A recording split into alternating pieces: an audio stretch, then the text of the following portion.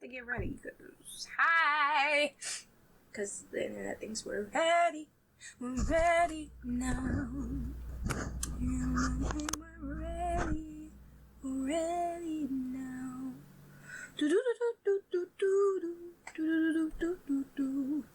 Hi, yeah. Hello. Good day. Good day on this good Sunday. We are on day 48, which actually threw me for a loop because I thought we were on day like 46 or something. So I guess I lost track at some point.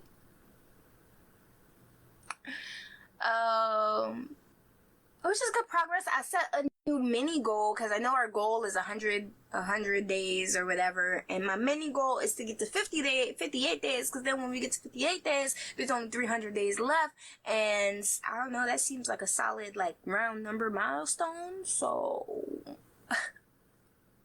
I want to celebrate that, which is in 10 more days. So 10 more days. That's all we got until day 58. And then we'll have a few more days until the 100-day mark. And then something else will happen. But in between all that, we'll read Numbers 25 to Numbers 27 and Psalms 48. Excuse me. So then, yeah, we're just gonna go right in. We left off yesterday with all of the Balak and Balaam situation, and Balak is trying to convince Balaam to curse Israel, and every time they do the whole ritual setup, and he's like, yeah, curse them from here, or curse them from here. Jesus is like, not Jesus. Lord is like, nah, those are my people, you can't really, I don't want, no. Spirit of the Lord is within Balaam, and he's like, yeah, I can't, nothing but blessings are gonna pour out of my mouth, because that's what God wants me to say to these people. So he's out here giving blessings on blessings, and that happens 3 times, and then on the 4th, like, final message, Balaam is all like, yeah, you see that territory over there? They're gonna die. They're gonna be wiped off, and they're gonna fall like the Amorites, and it's gonna come for you too. And so he's out here spitting prophecy on what the cities or towns or territories of the regions can expect in terms of, like, survival, I guess. Sovereignty. So now we open in Numbers 25, where Moab seduces Israel. Now, Balak was the king of Moab.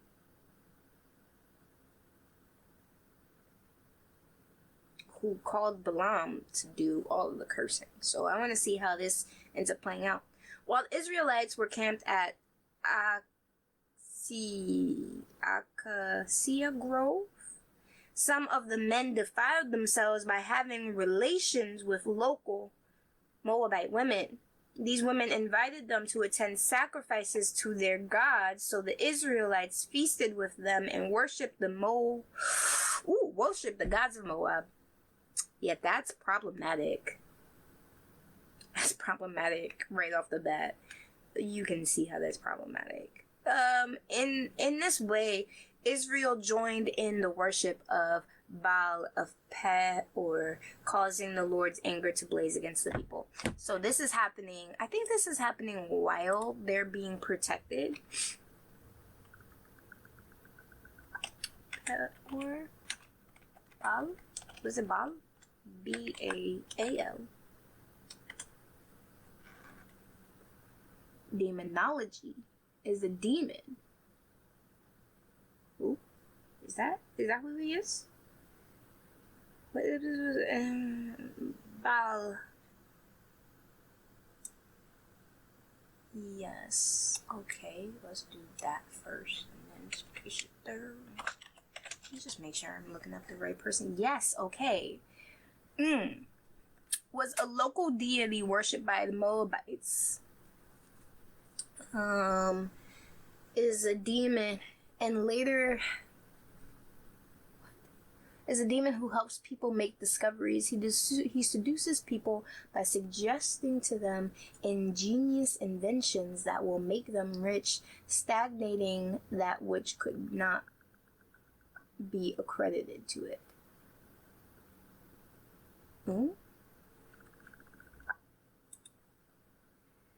The universal god of fertility. He's designated the universal god of fertility, and in that capacity, his title was Prince, Lord of the Earth.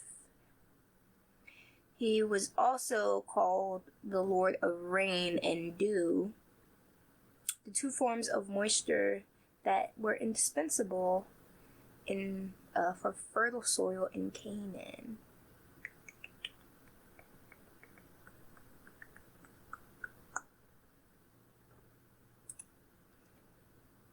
Yeah, okay, so they worship this god by being present and eating within the feast of the people that the women have prepared. Okay. In this way, Israel joined in the worship of Baal of Peor, causing the Lord's anger to blaze up against the people. Yes. Okay.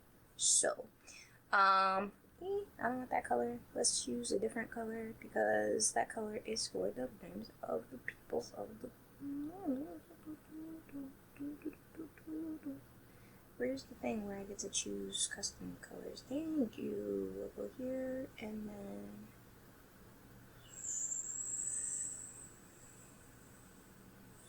Colors reserved for other gods. Can't be purple. Some shade of lesser. Ooh, it could be red. I'm sorry, I'm a little all over the place today. I'm not all over the place, but I'm hyper. I feel high energy.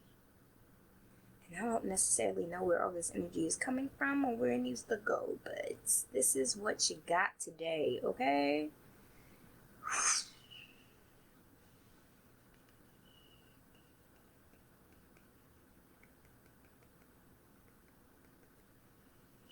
No, yeah, we'll just go with that. No, I don't like that.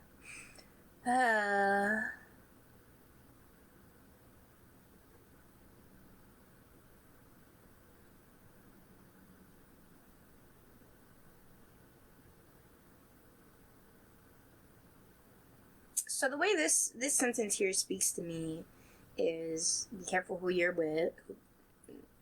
Be careful of the company you keep, obviously. But also, like,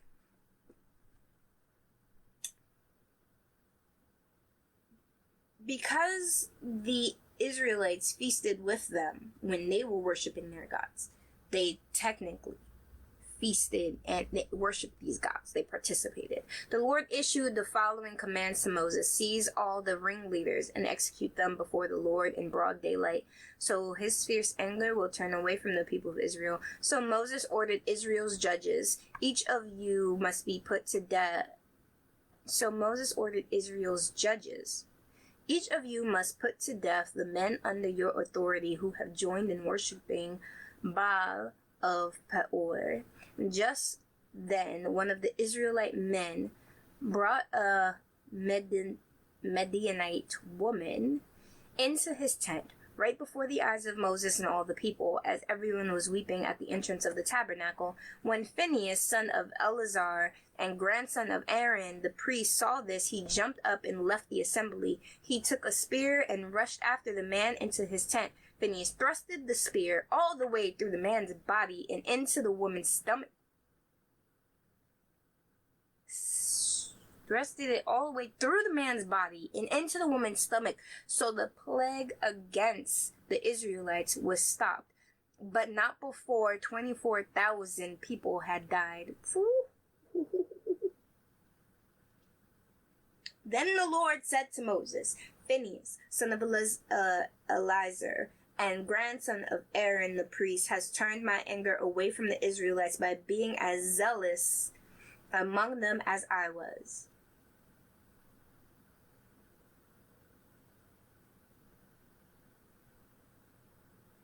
So I stopped destroying all Israel, so as I had intended to do in my zealous anger. Now tell him that I am making my special covenant of peace with him. In this covenant I give him and his descendants a permanent right to the priesthood, for in his zeal for me, his God, he purified the people of Israel, making them right with me. But he had already given he gave all of Aaron's descendants the right to the priesthood. And he earned the priesthood by being one of Aaron's descendants. So now he's renewing that, and he's giving the descendants of Eleazar the right to the priesthood. And that kind of changes things. Because let's say he had a brother or whatever, that kicks out the lineage of his brother, because his brother is a descendant of Aaron and not the descendant of him. Ooh. I gotta change this thing. Dang, he speared him, bruh.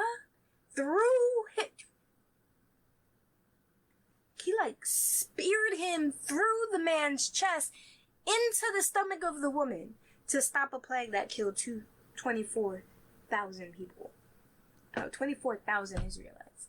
So I feel like they always speak of the Israelites' numbers dwindling through plagues or the Lord's righteous anger and how many people died that day. But then it's still a large number of Israelites.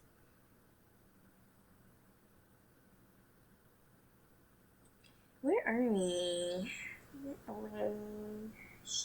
Stars.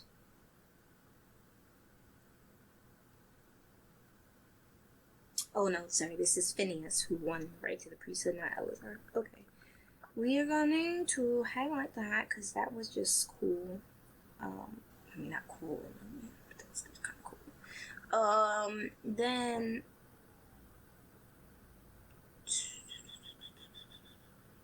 he renews, he makes a new covenant. He makes a special covenant. I don't know what to... He makes a special covenant, and then the Israelite man killed with the Midianite woman was named Zimri, son of Salu, the leader of the family from the tribe. The leader of a family. This was a leader? Son of Saul. The leader of a family from the tribe of Simon. The woman's name was Cosbi. She was the daughter of Zur, the leader of a Mennonite clan. Then the Lord said to Moses, "Attack the Mennonites and destroy them, because they have assaulted you with deceit and tricked you into worshiping Baal of Peor.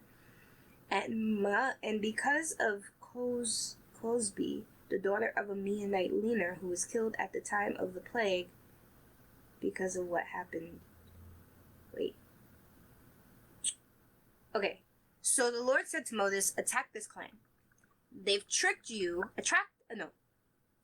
He's not saying that. He's saying attack and destroy. So seek and destroy, right? So go take them out. Go take them out because they have assaulted you. So they fired the first stone, right? They threw the first stone or whatever. They did so with deceit and trickery by using these women to seduce your men and then tricking you into worshiping Baal of Peor. And because of Cosbi, the daughter of a Midianite leader who was killed at the time of the plague because of what happened at Peor. So you also have to go into battle with them because one of their leaders' children is dead. So they're going to come for you anyway. That's going to spark some anger. So you might as well just go and destroy them. Because they started this first. Go attack and destroy. They are your enemy. Attack and destroy.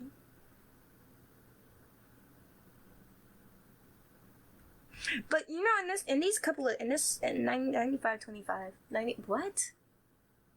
Numbers 25. I feel like one of the biggest issues here is that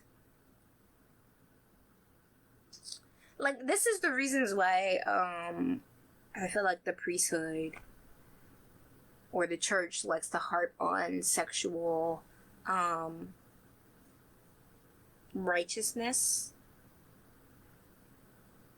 right? Because a seduction will lead you far down a path you're not supposed to be in, and you'll go gleefully. Like, these people were gleeful. They were at the festival. They enjoying the good food. They's, just been able to sleep with some Moabite women. They're happy. They are fed, dancing, got women in their arms. They are gleeful. All the while they're incurring the wrath of the Lord before them, because they've been sort of beguiled into worshiping a different God, which breaks like the first commandment the Lord gave them. So this is the first time the Israelites, outside of that who was the golden calf again? The golden calf was which God? Golden calf. Bible. Which God is the golden calf?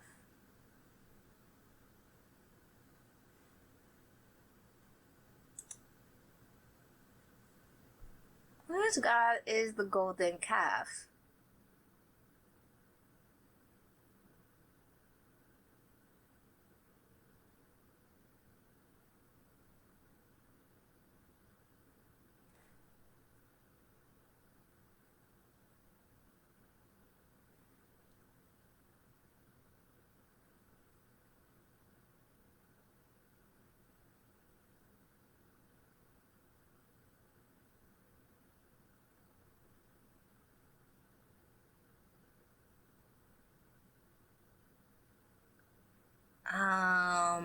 Sorry. Which God? Which deity?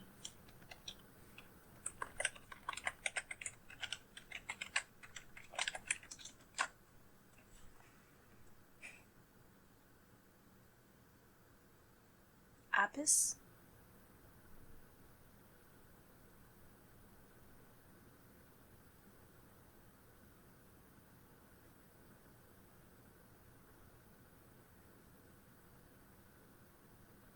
Wait, it has multiple representations? This could be considered Baal and Apis, the Egyptian bull god Apis in the earlier period, and of the Canaanite fertility god Baal in the later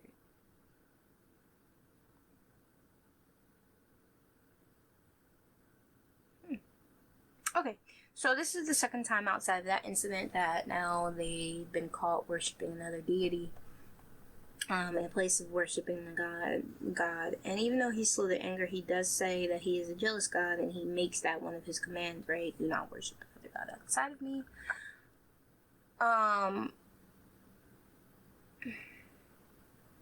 So I guess here again stems my belief that other gods exist.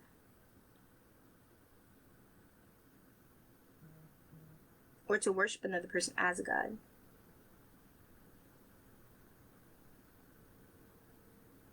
Or another idol as a god.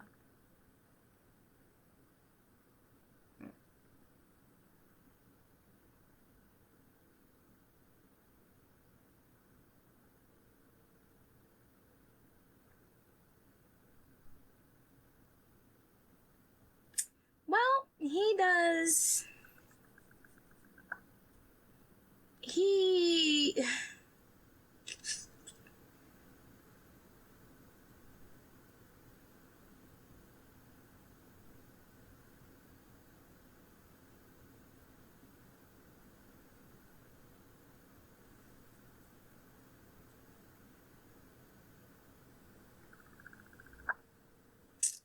I wonder if it stops here. We're just gonna have to go into Numbers 26 to see if this actually ends the raft, right? Because now they gotta go into war, and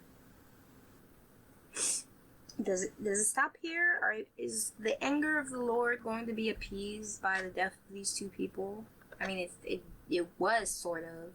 Oh, and then they were told to go kill all the other people who participated as well.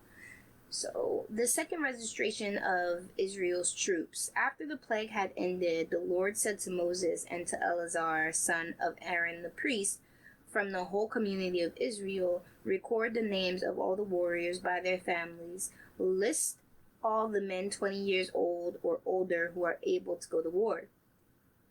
So there on the plains of Moab, besides the Jordan River, across from Jericho, Moses and Eleazar the priest issued these instructions to the leaders of Israel. List all the men of Israel 20 years old and older, just as the Lord had commanded Moses. This is the record of all the descendants of Israel that came out of Egypt.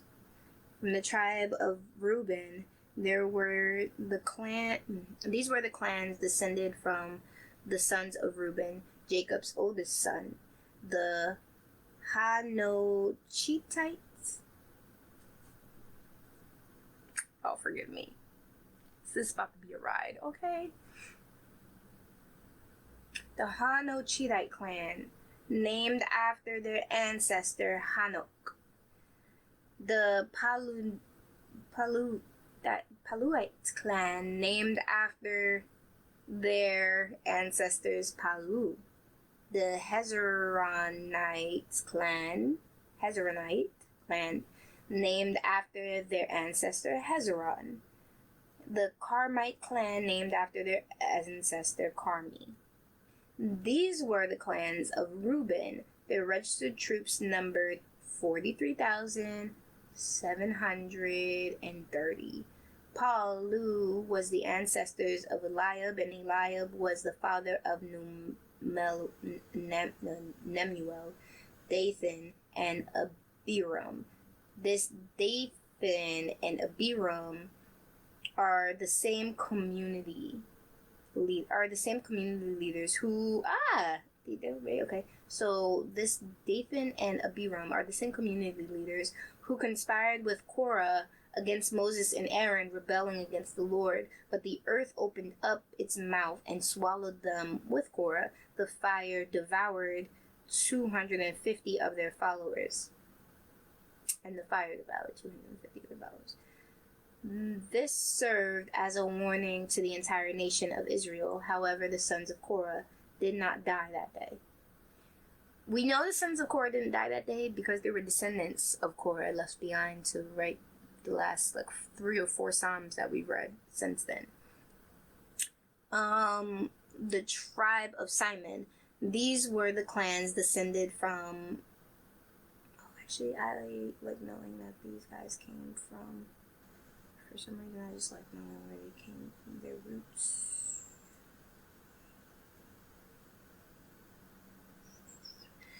These were the clans of Simon... I'm sorry. Was I on Simon? Yeah, okay. The tribe of Simon. These were the clans descended from the sons of Simon. The Jemuelites clan, named after their son Jemuel. Jemuelite clan, named after their son Jemuel. The Jemunites clan... the Jemunite clan, named after their ancestor Jamin. And the Jachinite clan, named after their son Jachin. The Zoharite clan, named after their ancestor Zohar. And the Shulite clan, named after their ancestor Shaul. These were their clans of Simon. Registered troops numbered 22,200. The tribe of Gad. These were the clans descended from the sons of Gad. The Zephonite clan, named after their ancestor Zephon. The Haggite clan, named after their ancestor Hagi. The Shunite clan, named after their ancestor Shuni. The Oznite clan, named after their ancestor Ozni. The Arite clan, named after their ancestor Eri. The Erudite clan, named after their ancestor Erudai. The Erlite clan, named after their ancestor Erli. These were the clans of God. Their registered troops numbered 40,500. The tribe of Judah. Judah had two sons, and Onan, who had died in the land of Canaan. These were the clans descended from Judah's surviving sons. Judah had. Hello, again. We're back. I don't know. I'm gonna have to do some work behind the scenes to figure out why my stuff keeps getting cut off halfway. But let's not harp on it, and let's just move on through the process. Y'all, I kind of went back to go check to see where I got cut off. So I might have got cut off before really noticing, and I got cut off in the tribe of Onan, in the tribe of Judah. So this is where we're gonna start from. That's Numbers 26:19, in the tribe of Judah. Judah had two sons, and Onan, and they were killed in the land of Canaan. These were the clans descended from Judah's surviving sons. The Shilonites clan, named after their ancestor Shelah, and the Perezite clan, named after their ancestor Perez. And then the Zerite clan, named after their ancestor Zerah. These were the subclans descended from the Perizzites, the Hezronites, named after their ancestor Hezron, and the Hamulites, named after their ancestor Hamul. These were the clans of Judah. Their registered troops numbered 76,500. The tribe of Issachar. These were the clans descended from the sons of Issachar. The Tolite clan, named after their ancestor Tola. The Puite clan, named after their ancestor Pua. The Jashubite clan, named after their ancestor Jashub. And the Shimronite clan, named after their ancestor Shimron. These were the clans of Issachar. Their registered troops numbered 64,300. The tribe of Zebulun. These were the clans descended from the sons of Zebulun. The Sheredite clan, named after their ancestor Shered. Their Elonite clan, named after their ancestor Elon. The Jalilite clan, named after their ancestor Jalil.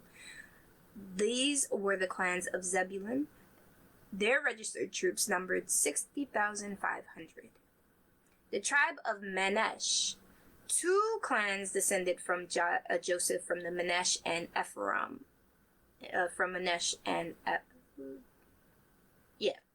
These were the clans descended from Manasseh. The Machirite clan, named after their ancestor Machir.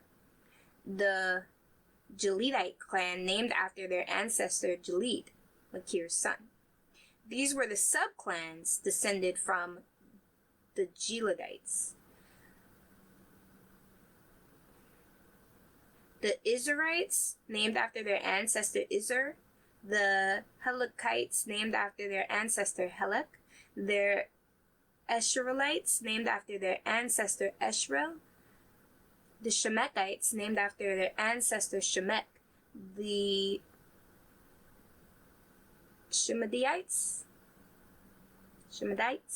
named after their ancestor Shemida.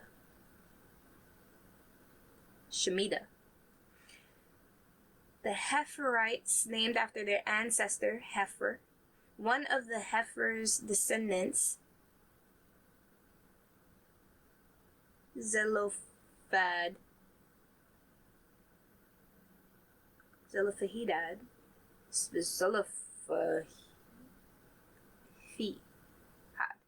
Zelophehad had no sons. His daughters' names were Mala, Noah, Hogla, Milcah, and Tirzah. These were the clans of Manasseh. Their registered troops numbered 52,700. The tribe of Ephraim. These were the clans descended from the sons of Ephraim. The Shudalahite clan, named after their ancestor Shudalah. The Becherite clan, named after their ancestor Bekra. The Tahanite clan, named after their ancestor Tahan. These were the subclans. This was the subclan descended from the Shudalahites. The Aaronites, named after their ancestor Aaron. These were the clans of Ephraim. Their registered troops numbered 32,500. These clans of Manasseh and the Ephraim were all descendants of Joseph. So many names. So many names. Do you understand the amount of times we've had to read through the names of the tribes of Joseph?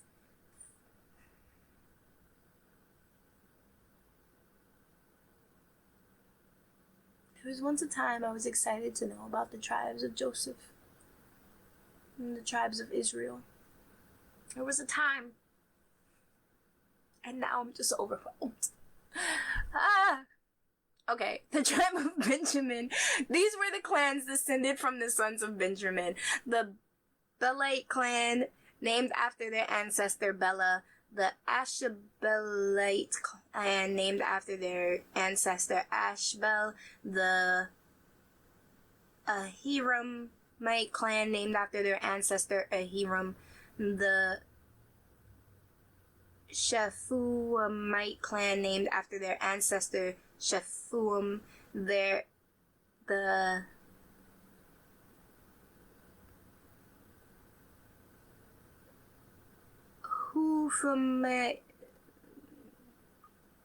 Huphamite clan, named after their ancestor Hupham.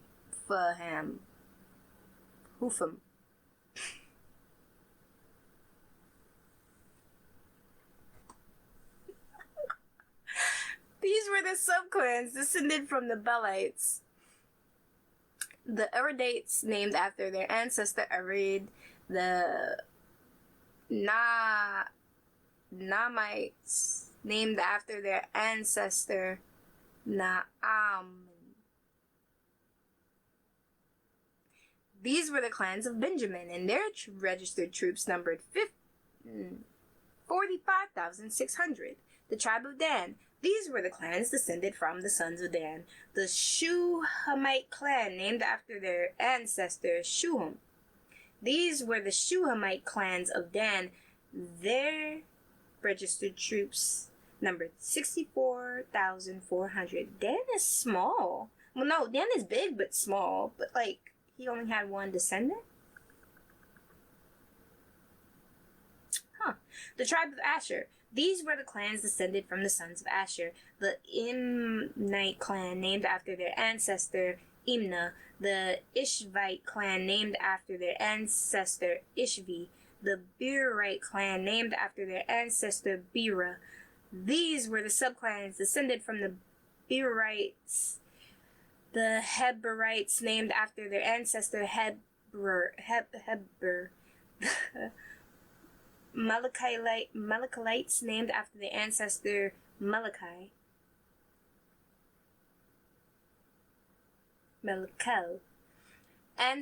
Asher also had a daughter named Shira. These were the clans of Asher. Their registered troops numbered 53,400. The tribe of Naphtali. Ooh, we're getting to the end. These were the clans descended from the sons of Naphtali. The Jahzelite clan, named after their ancestor Jazel. The Gunite clan, named after their ancestor Guni. The Jezreelite clan, named after their ancestor Jezreel. The Shilite clan, named after their ancestor Shilom.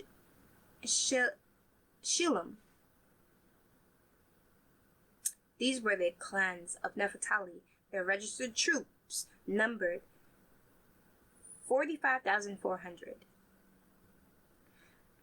Results of the registration. In summary, the registered troops of all of Israel numbered 601,730. Okay. So even after a couple plagues, they still number, just the registered troops, still number over 600,000.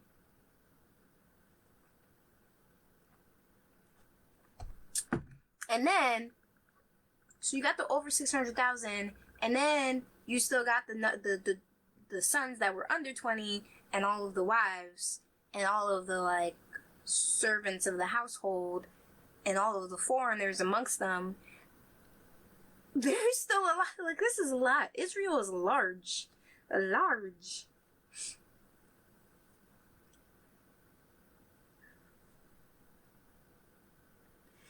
In summary, the registered troops of Israel numbered 601,730. Then the Lord said to Moses, "Divide the land among the tribes and distribute the grants of land in proportion to the tribes' populations as indicated by the number of names on the list. Give the larger tribes more land and the smaller tribes less, each group receiving a grant in proportion to the size of its population. But you must assign the land by lot, and give land to each ancestral tribe according to the number of names on the list. Each grant of land must be assigned by lot among the larger and smaller tribal groups." Excuse me. The tribe of Levi. This is the record of the Levites who were counted according to their clans. The Gershonite clan, named after their ancestor Gershon. The Kohathite clan, named after their ancestor Kohath. The Merarite clan, named after their ancestor Merari.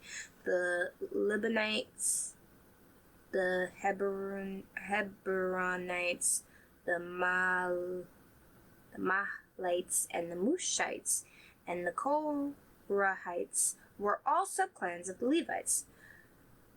Now, Kohath was the ancestor of Amram, and Amram's wife was named Joshebed. She also was a descendant of Levi, born among the Levites in the land of Egypt. Amram and Joshebed became the parents of Aaron, Moses, and their sister Miriam. To Aaron were born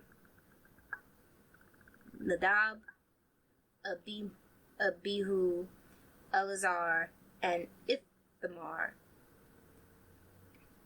But Nadab and Abihu died when they burned before the Lord the wrong kind of fire, different than what he had commanded. The men from the Levite clans, who were 1 month old or older, numbered 23,000. But the Levites were not included in the registration of the rest of the people of Israel because they were not given any allotment of land when it was divided among the Israelites, because they've been set apart. They get a tithing from all of Israel. They get 1/10 of all of the Lord's, all of Israel's offerings. And then from that 1/10, they have to give 1/10 of the best of the offerings to the Lord. not the leftovers, the best. So these are the results of the registrations of the people of Israel as conducted by Moses and Eleazar, the priest on the plains of Moab besides the Jordan River, across from Jericho. Not one person on the list had been among those listed in the previous registrations taken by Moses and Aaron in the wilderness of Sinai. Not one person on the list had been among those lists. Really? For the Lord had said to them, they will all die in the wilderness. Not one of them survived except Caleb, son of Jephunneh, and Joshua, son of Nun. Oh, snap.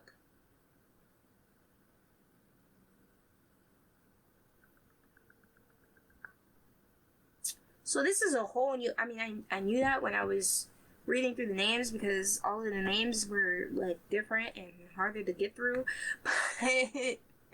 But so this is pretty much a census of the new Israel.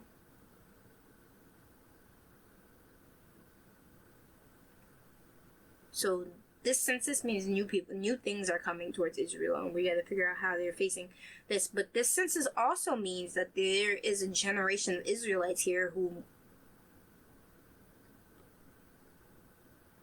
there's a generation of Israelites in this crowd who weren't in Egypt, who weren't enslaved. That's what I'm getting. Unless there are still some children here who would have missed the first census only to be raised up for the new census and could be counted on the new census.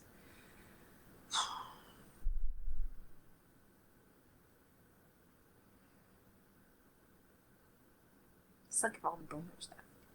Not like mentally for me, it's like if all the boomers died, because then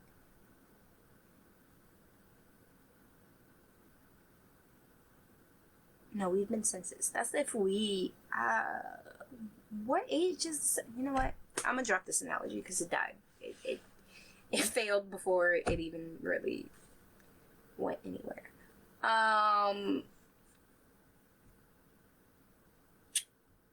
Numbers 27.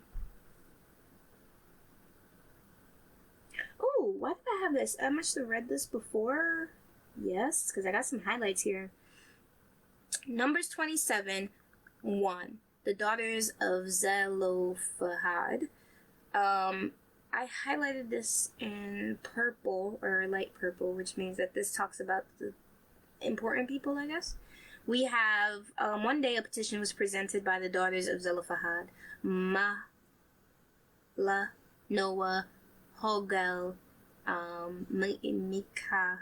Milcah, and Tirzah. Their father, Zelophehad, was a descendant of Hefer, son of Gilead, son of Machir, son of Manesh, son of Joseph.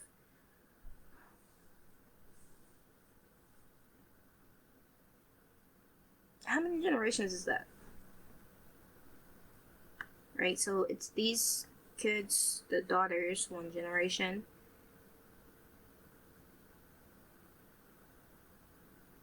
And then their father, Zel, and their father, Hefer, their grandfather, Hefer, son of Gilead. And their great-grandfather, Gilead, and their great-great-grandfather, Machir, and their great-great-great-grandfather, Manesh, and their great-great-great-great-grandfather, Joseph.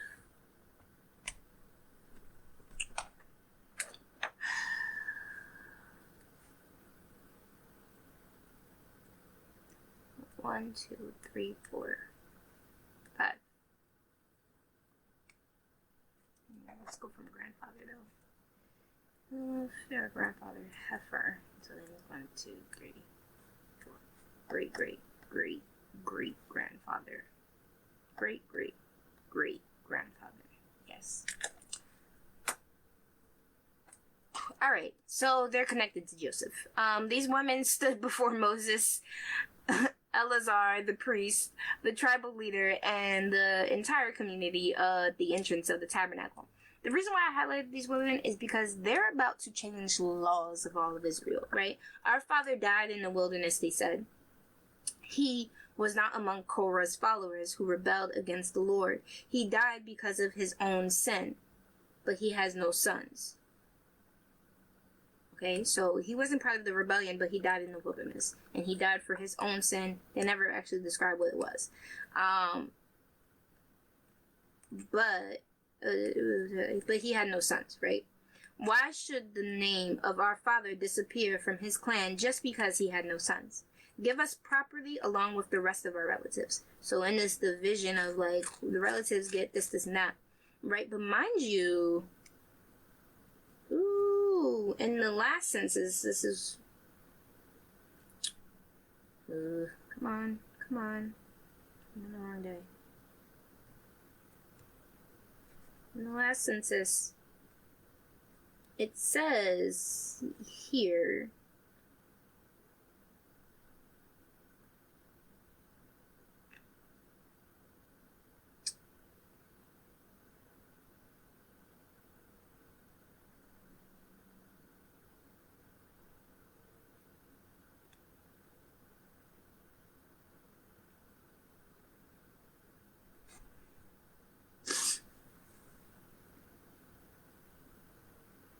one of Heifer's descendants, this is Numbers 26:33, by the way. It says, one of Heifer's descendants, Zelophehad, had no sons, but his daughters' names, and then it names the 5 daughters.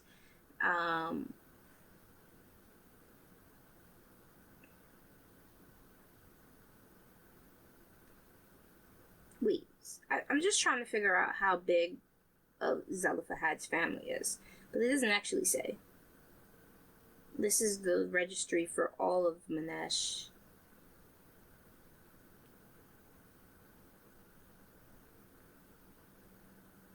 Alright, well.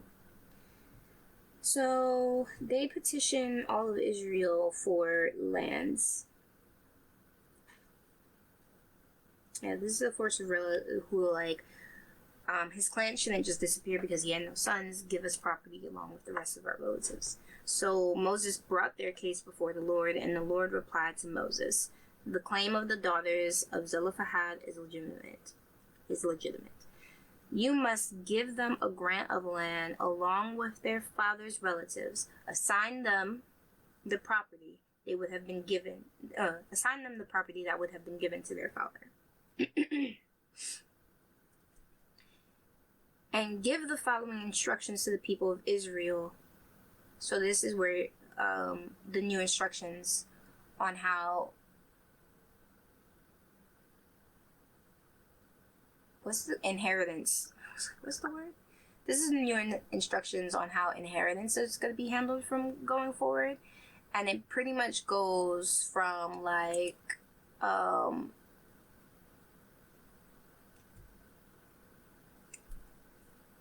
if a man dies and has no sons, then give his inheritance to his daughters. And if he has no daughters, either transfer his inheritance to his brothers. If he has no brothers, give his inheritance to his father's brothers, so his uncles. But if his father has no brothers, give his inheritance to the nearest relative and his clan. This is a legal requirement for all the people of Israel, just as the Lord commanded Moses. So they start building this whole lineage thing out, right? So first to the sons, then to the daughters. If no daughters, then you give it to... You give it to their brothers. Yeah. First sons, first daughters, then the brothers. Then if no brothers, then to uncles. And then if there's no uncles, you search for the nearest clan member who is a relative of theirs.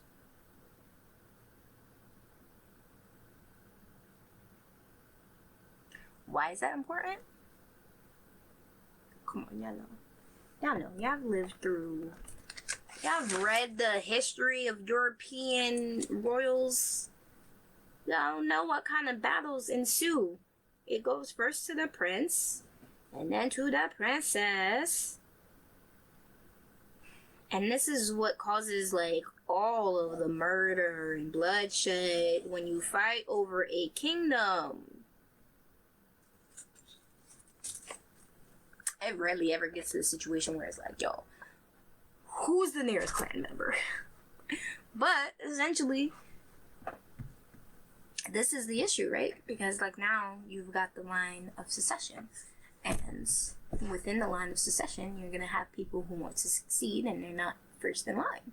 So they got to pull out, you know, whatever stops they got to pull out in order to be first in line. So now you got the fight not only amongst the brothers being firstborn and all. Now you've drawn the fight out all the way to uncles. Like, we've seen the scheming uncles in movies, come on, who are like, yes, I will protect the throne for my nephew. And all they want is to have the throne themselves. Like, so yeah, this here, great law. But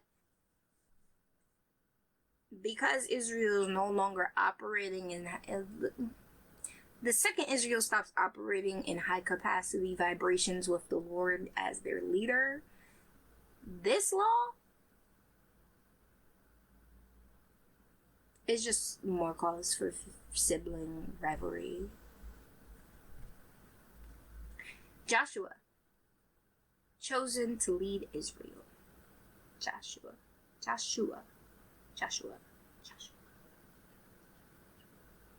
Oh yes, this is Caleb, the other Caleb guy, Hoshua, who goes to scout. He goes to scout with the other 12 members, with the other 11 members from the tribes of Israel. He goes to scout the promised land. He comes back with a positive report, as Caleb did. But Caleb gets something else, I forget. Caleb gets rewarded the promised land. Him and all his descendants get rewarded the promised land. And one day the Lord said to Moses, climb up the mountains east of the river and look over the lands I have given the people of Israel. After you have seen it, you will die like your brother Aaron. For you both rebelled against my instructions in the wilderness of Zin. When the people of Israel rebelled, you failed to demonstrate my holiness to them at the waters. These are the waters of Meribah at Kadesh in the wilderness of Zin. Then Moses, so when he says, when the people of Israel rebelled, you failed to demonstrate my holiness, this is again the rock issue, right? So God was like, the people of Israel rebelled by saying, you should have left us in Egypt, you know, we got no water, we got no food, damn this manna, blah, blah, blah. So then it's tasked with Moses to then speak to a rock and retrieve water from it. And when they gather everyone in the community to speak to get this water, instead of speaking to the rock, Moses hits it. And he hits it twice, and yes, water comes out as promised, but the instruction was to speak. It was to demonstrate, I guess, a method of demonstrating holiness without the violence of like striking the rock. But either way, it disobeyed God's instructions that Moses had God's instructions that he had clearly given Moses. So then it put Moses and Aaron in the situation where they rebelled as well against the Lord. So Aaron died already. Miriam died at some point before Aaron died, or around the same time. And then we are now at Moses' death. So he's like, okay, go into this hill, survey the survey the land overlooking, what? Yeah, he's like, survey, look at the land. Then Moses said to the Lord, O Lord, you are the God who gives breath to all creatures. Please appoint a new man as leader for the community.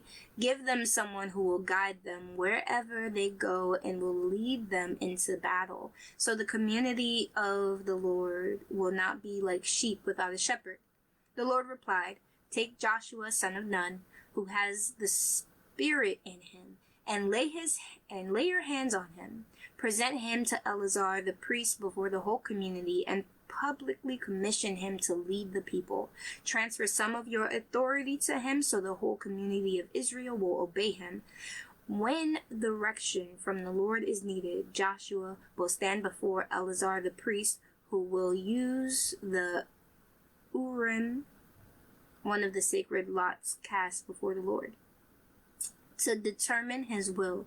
This is how Joshua and the rest of the community of Israel will determine everything they should do. So now, in Moses' transfer of power, he's going to transfer his power onto Joshua. But when he transfers his power onto Joshua, Joshua doesn't get to speak directly to the Lord as he did before, right? Joshua's not, as Moses did. He's not getting direct instructions. He has to go to the priest, and the priest will use the Urim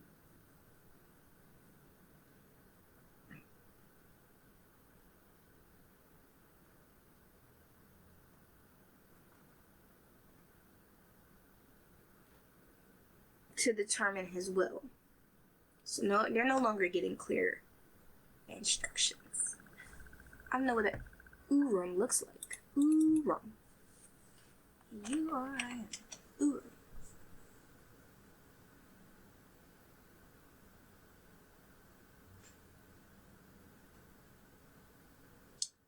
The Urim, meaning uncertain, possibly perfection, are elements of wholesome. The breastplate worn by the holy priest, right? Yes. Attached to the ephod.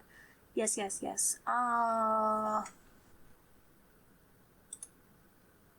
Oh, it's a stone. How are they going to determine what the Lord wants with the stone? Ooh, I'm going to look at that video. There's a video here about how Urim and Thummim work. And it says something else later. I'm going to watch those videos later. Because I don't know. How are you supposed to get instructions from a stone? Not only that, you're supposed to get instructions from a priest, the high priest, who, look, it's just too many. It's too many middlemen for me. Moses and Lord had no middlemen. It was Moses to Lord, and Moses told Israel. Israel had many middlemen. Yeah, Israel had a middleman, which was Moses. And that's it. That's it. But now, they're about to have 2 middlemen?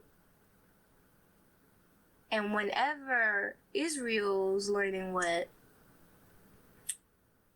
Joshua and Israel will determine, this is how Joshua and the rest of the community of Israel will determine everything they should do.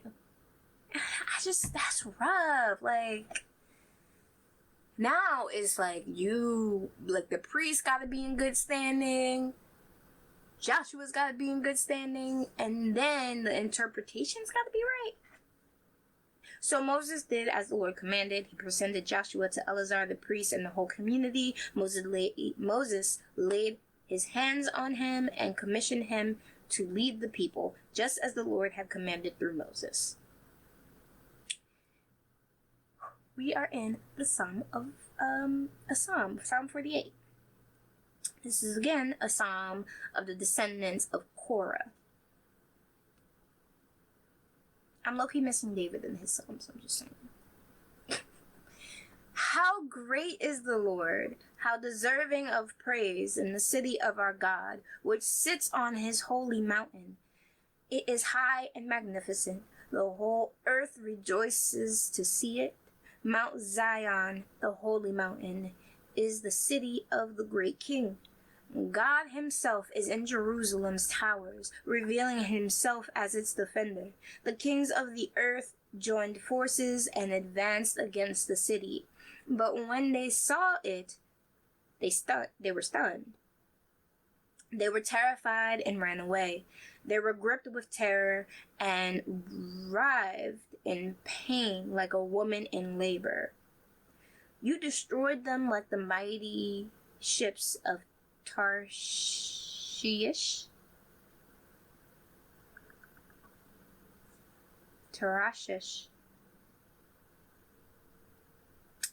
Shattered by a powerful east wind. We had heard of the city's glory, but now we have seen it ourselves, the city of the Lord of heaven's armies. It is the city of our God. He will make it safe forever. O God, we meditate on your unfailing love as we worship in your temple. As your name deserves, O God, you will be praised to the ends of the earth. Your strong right hand is filled with victory. Let the people of Mount Zion rejoice.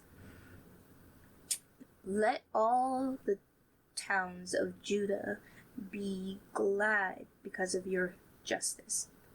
Go inspect the cities of Jerusalem. Walk around and count the many towers. Take note of the fortified walls and tour all the cathedrals, that you may describe them to future generations. For that is what God is like.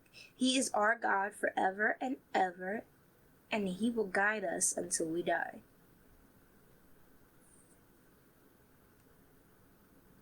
He is our God forever and ever, and he will guide us until we die.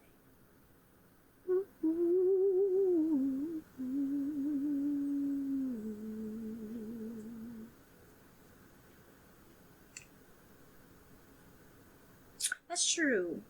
Just Father God, I hope that I strengthen my ability to submit to your guidance. I pray. Yes.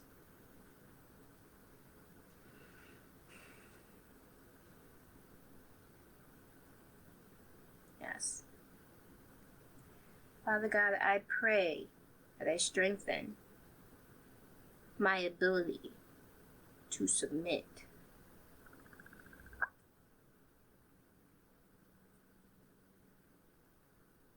And what does that mean? That means understanding your instruction.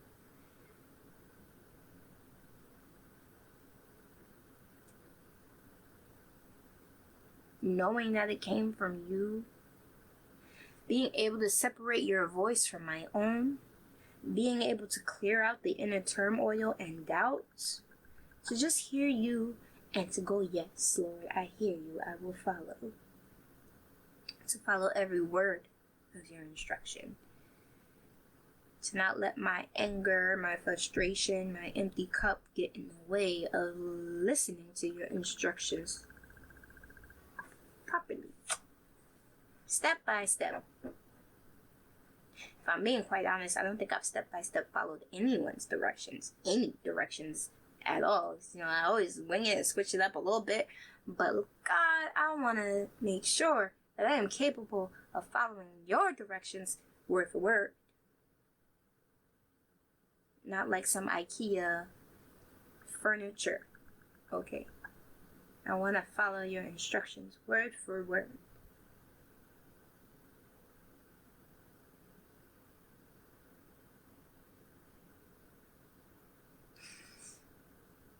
In the name of my heavenly brother, Jesus Christ, I pray. Amen.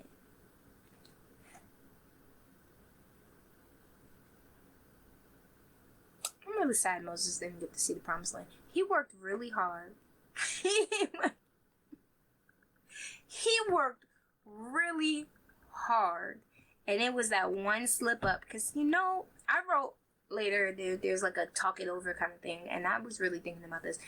I just think that Moses was so tired of these people. Even Jesus says this later on, like, how long must I suffer such a faithless people? And like, the company you'll keep will hold you back. Because if these people were able to if the people Moses was leading were capable of not only removing from his cup, but reminding him to refill his cup, if the people he were leading weren't as spiritual deadweights as they were, because like really I think they were just spiritual deadweights, and he had to lead them.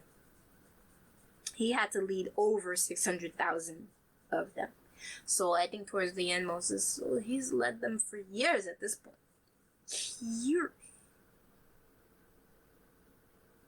Years. They made it to the promised land, and then they get sent back. So he's like, oh, we were almost there. Tired. Moses is tired.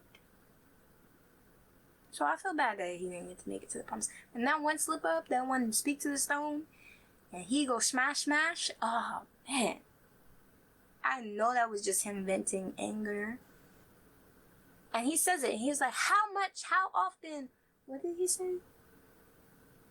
Why must I bring you to water or something like that? He says something. But he says it in like frustration and anger. I gotta go read it again because I want to remember exactly what he says. Because this man's cup was empty. There was nothing left to run over. And there was nothing in him left to show the graciousness or the holiness of God, which is what God's angry about. He's like, you didn't have enough faith to show the holiness, to show my holiness to the people of Israel. And that's why you have rebelled. And like, it's different. It's different. The speaking to a rock, pour water, is different than smash, look, water. Like, because one looks like you're building a well almost, you know, like, I don't know. One's more violent.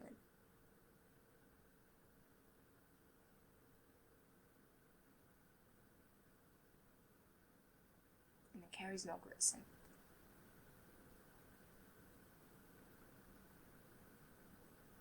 But it was, I almost said I had to double check, like, reread.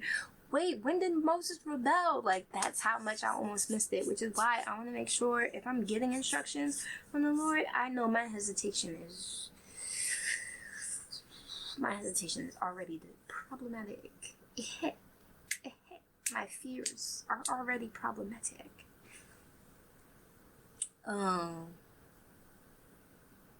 But I need to just snip that out of me as I keep working to become a stronger woman in my faith. I need to snip that out of me because I want to be able to follow word for word. I want to be able to hear word for word. And that's all. That's all.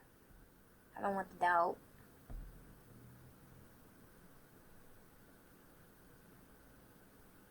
I don't want the fear. I don't want the sight of like, oh, I don't see how it's gonna be done. You know, I don't want that. Good evening, people. Go enjoy the rest of your day. Alright? Bye-bye.